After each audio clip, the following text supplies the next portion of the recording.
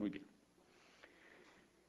La segunda aclaración es que existe una conexión entre la ratio decidendi y la ponderación. Porque generalmente cuando hay una colisión de derechos, la ratio decidendi consiste en el resultado de la ponderación que resuelve la colisión entre derechos. Y esa ratio decidendi está condicionada a las circunstancias del caso concreto, está condicionada a la relación de precedencia que se establezca, como decíamos ayer, entre los principios en colisión en las circunstancias del caso concreto, Me explico. Quisiera traer dos casos de los que aquí hablé el año pasado, pero yo sé que la mayor parte de mi audiencia esta vez no estuvo el año pasado, lo vuelvo a traer a colación, me disculpan aquellos para quienes esto sea una repetición, pero es que los dos casos son muy gráficos. Hay dos casos del derecho constitucional español en donde muestran que esa ratio decidendi que se desprende de una ponderación siempre tiene que estar condicionada a las circunstancias del caso concreto. Son los famosos casos de Isabel Preisler y de Sarita Montiel. Ustedes conocen a esas dos figuras. ¿Quién es Isabel Preisler? Ustedes lo saben, la primera esposa de Julio Iglesias, la mamá de Enrique Iglesias. Esta señora debe tener 50 y tantos, 60 quizás años, pero parece de 30. Es una de las mujeres españolas mejor conservadas y todo el mundo se pregunta ¿qué hace Isabel Preisler para tal fin? Pues resulta que a Isabel Preisler le pasó lo siguiente, ella tenía también una empleada del servicio doméstico, esto es como para una telenovela, yo creo que de la justicia constitucional se podría hacer un par de telenovelas buenas. Resulta que Isabel Preisler tenía una empleada del servicio doméstico y esta empleada de servicio doméstico alguna vez terminó en una pelea con Isabel Preisler la despidió y la empleada del servicio doméstico, ni corta ni perezosa, sabía dónde Isabel Preisler guardaba un dietario con todas sus recetas de belleza. Para el próximo, yo creo que a lo mejor sería bueno dar el dietario como material del curso. Seguro que se inscriben más, sobre todo hombres. Muy bien. Y en ese dietario estaban consignadas todas las cosas que hacía Isabel Preisler, ponerse pepinos a tal hora en los ojos, bueno, todas estas cosas. La empleada de servicio coge el dietario, va a una revista de estas revistas del corazón que hay en España y lo vende. Y le pagan una millonada por el dietario. La revista saca un tiraje muy grande que se vende totalmente. Y a Isabel Preisler ni le dicen nada, ni le pagan nada. Isabel Preisler inmediatamente demanda y en su demanda sostiene que se le ha violado, ella dice, el derecho a la honra y el derecho a la intimidad por la publicación de este dietario. Muy bien. El Tribunal Constitucional sostiene que allí no hay una violación del derecho a la honra. ¿Por qué? Pues en realidad no hay nada deshonroso en ponerse pepinos, es decir, ahí no hay un demérito, al contrario, ahí digamos, incluso una exaltación de la personalidad de esta señora, o de la belleza de esta señora. Pero dice el tribunal, desde luego que sí existe una violación del derecho a la intimidad, porque a nadie le importa lo que esta señora haga en su intimidad, en su esfera más íntima, es decir, lo que ella haga con su cuerpo no puede ser un objeto de discusión pública. Entonces, el Tribunal Constitucional Español dice, en este caso existe una colisión entre la intimidad y la información, debe prevalecer la intimidad porque, por una parte, se trata de un caso en donde la relevancia pública del objeto divulgado no era tan grande, bueno, esto podría ser discutible, pero bueno, por lo menos no tenía que ver con la democracia, que es la parte nuclear de la información, Dos, porque se afecta una órbita de la intimidad muy importante, es decir, los datos son datos privados, estos datos que contenía ese dietario. Y en tercer lugar, muy importante, porque no se le pidió el consentimiento a esta señora. Entonces, esas tres características del caso hacen que la ratio decidendi del caso sea sea la siguiente: en caso de la divulgación de una información que no tenga relevancia pública para la democracia, dos, se haga sin consentimiento de su titular, y tres, tenga que ver con una esfera íntima relacionada con tratamientos corporales que el mismo titular se hace a sí mismo, pues entonces el derecho a la intimidad debe prevalecer sobre el derecho a la información. Muy bien. Y esta era la ratio decidendi de ese caso. ¿Qué quiero decir? Que para un caso futuro,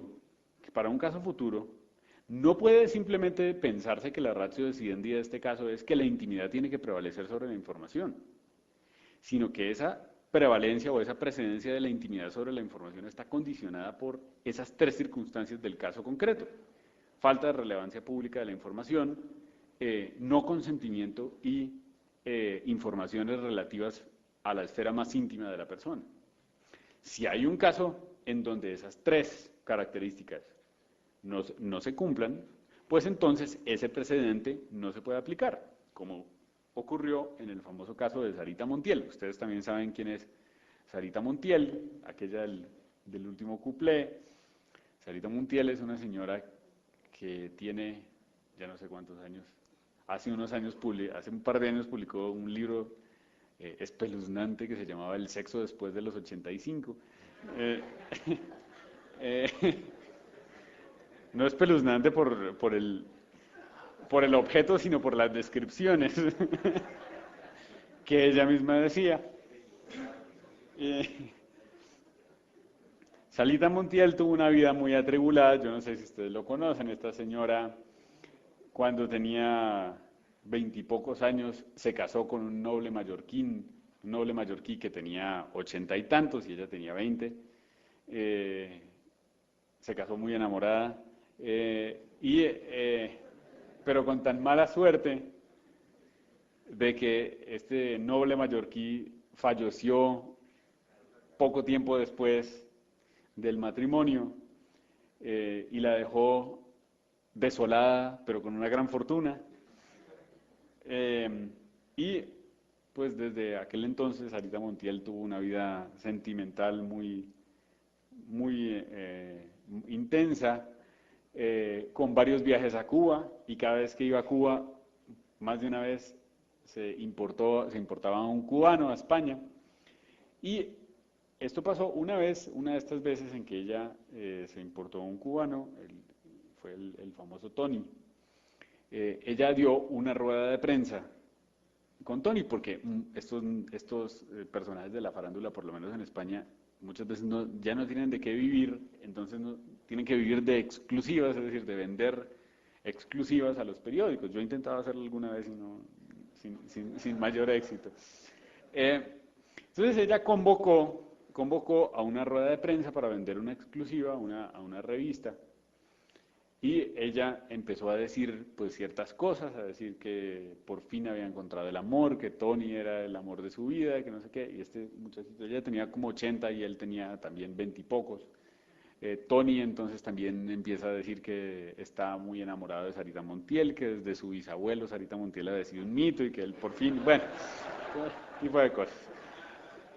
Y resulta que la revista publica ciertas cosas de las que dice Sarita Montiel, pero además, porque necesita vender, pues pone otras cosas más, y un título amarillista que estrictamente no corresponde a ciertas palabras de Sarita Montiel, sino a cosas que la revista dedujo. Muy bien, Sarita Montiel, no contenta con lo que le pagaron, y demanda a la revista, dice que la revista le está violando su derecho a la intimidad porque está publicando unas cosas que ella estrictamente no dijo. Muy bien, y el caso ante el Tribunal Constitucional Español. Pues el tribunal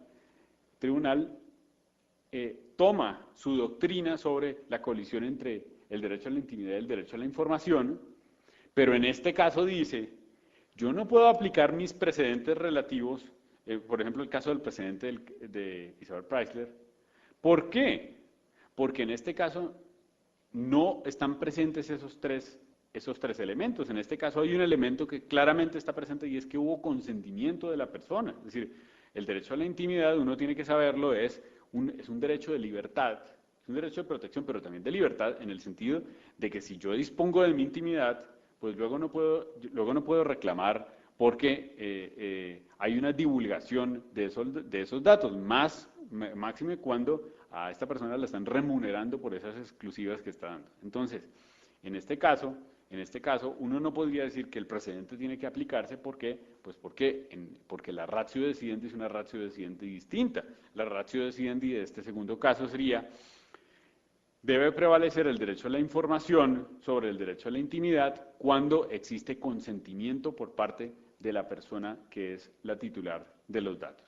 El segundo aspecto, y es el de cuántas sentencias constituyen precedente. ¿Cuántas sentencias constituyen precedente?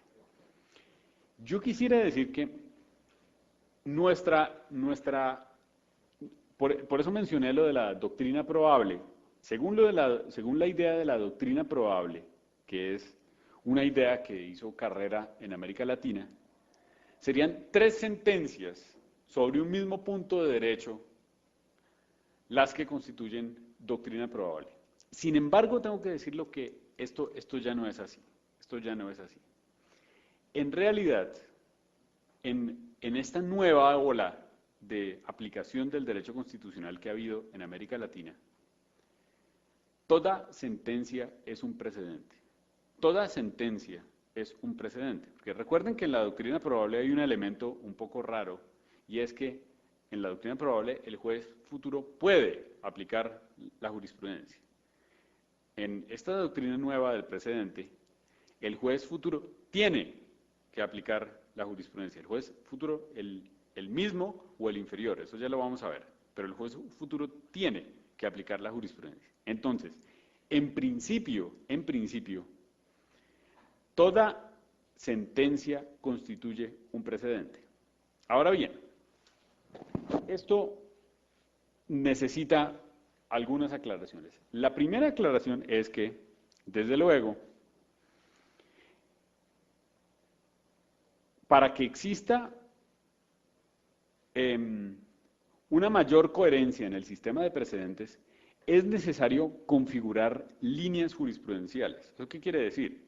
Eso quiere decir que lo ideal no es que existan sentencias aisladas, sino que además se configuren líneas jurisprudenciales o queden bien claras cuáles son las líneas jurisprudenciales de los tribunales. Esto es algo, esta idea de la configuración de líneas jurisprudenciales es algo que corresponde tanto a los tribunales como a la doctrina, y yo digo sobre todo a la doctrina.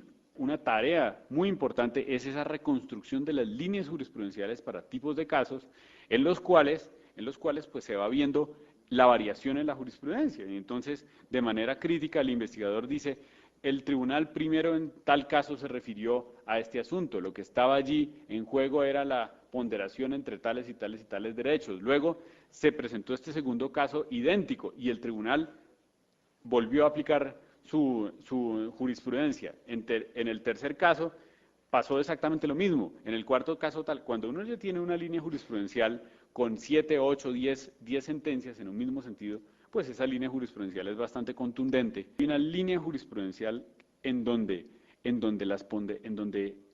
un mismo tipo o resultado de la ponderación ha llevado a la solución de un mismo tipo de casos, pues entonces el sistema se vuelve menos complejo, porque entonces, por ejemplo, los tribunales inferiores o los jueces inferiores ya saben que el tribunal superior siempre ha resuelto este mismo caso con este mismo tipo de ponderación, es decir, aplica sistemáticamente a la ratio decidendi como reglas. ¿Cómo se aplica el semáforo, por ejemplo?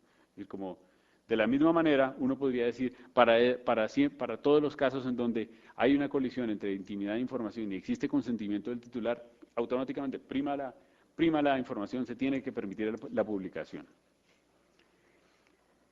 Entonces, en primer lugar, es necesario construir las líneas jurisprudenciales.